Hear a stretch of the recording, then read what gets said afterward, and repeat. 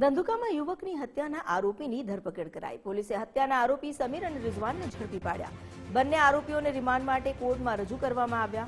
Bike overtake કરવા જેવી નજીવી બાબતે બબાલ થતા હત્યા નિપજાવી હતી।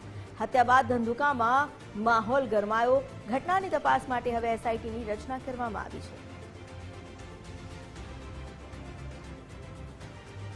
એક ઘટના બનેલી હતી જેમાં બે આરોપીઓ દ્વારા બાઇક આડું રાખવા બાબતે સામાન્ય બાબતમાં બોલાચાલી થતા આ બંને આરોપીઓ દ્વારા મરણ જનાર ધર્મેશભાઈ ગમારાને છરીના ઘા મારી અને તેમની હત્યા નિપજાવેલ હતી, જે બાબતે હત્યાનો ગુનો ધંધુકા પોલીસ સ્ટેશન દ્વારા નોંધવામાં આવેલ હતો।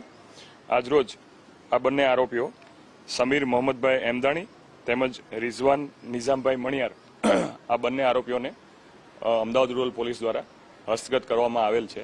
તેમજ આ લોકોની આગળની એરેસ્ટ કરી અને આગળની કાયદેસરની કાર્યવાહી તેમજ રિમાન્ડ લેવાની પ્રક્રિયા હાથ ધરવામાં આવનાર છે।